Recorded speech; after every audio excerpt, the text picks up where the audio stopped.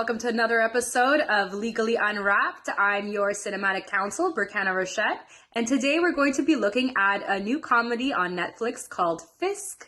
It's about a lawyer who works in Australia at a wills and estates firm, and they do probate as well, and her journey with her clients. Every episode is pretty short, it's pretty straightforward, and for the foreseeable future, we're going to be doing both seasons, each episode, and discussing the major issues that come up in each episode. We figure this is the best way to kind of lead up to November, which is make a wills month, and hopefully get you thinking about your future. So tune in. This is season 1, episode 1 of Fisk.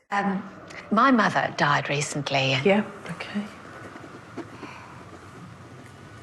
And I am sorry for your loss. Thank you. Yeah. First and foremost, the mannerisms that Helen portrays in this are a little cringy. You cannot meet your clients with such a cold persona, especially when they've lost someone that they care so deeply about. I wish her bedside manners were better. In her will, she left half her estate to me and half to my brother, Dean, on one condition. This says your brother only inherits his money if he has a vasectomy. Yes. No, you can't put conditions like that in a will. Right now, we're going to talk about the vasectomy condition. So let's rewind. There's something called testamentary freedom, which is the right to decide what happens to your property after you die. And this is a cornerstone for being able to make a will. Testamentary freedom is very important, but it isn't absolute.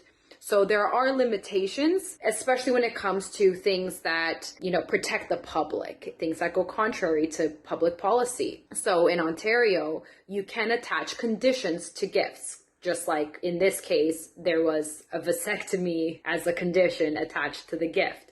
So these conditions can fall into two main categories. There's conditions precedent and conditions subsequent. A condition precedent is a requirement that must be met before a beneficiary can receive their inheritance. Well, this is a perfect example, actually. So my son will inherit half of my estate, but only if they get a vasectomy. That's a condition precedent because it requires the son to fulfill a requirement before actually receiving the inheritance. Helen, the lawyer in the show, is right when she says you can't do that. That's not the type of condition that the court will allow. It will be struck down by the court. And this is because you cannot make a condition that infringes on somebody's personal autonomy and bodily integrity. You can't make them undergo a medical procedure. That is very invasive. It just goes completely contrary to what public deems fit. In contrast to that, you've got what's called a condition subsequent, and that's a requirement that must be maintained after the gift is given or the gift could be taken away.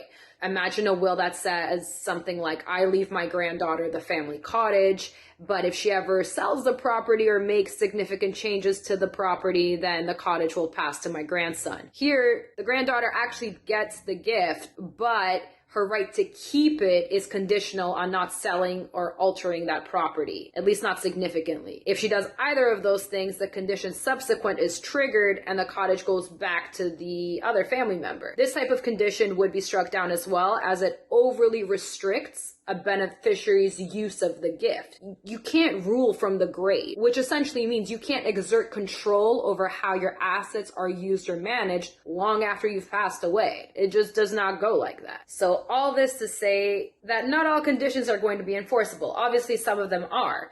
But the courts can strike down conditions that are contrary to public policy. Public policy isn't static. It's forever evolving. It's forever changing. It really depends on what society's views are at any given time. That's why Helen is right. Even in Canada, we're not that different from Australia, and it really shouldn't be any different much elsewhere, but who knows?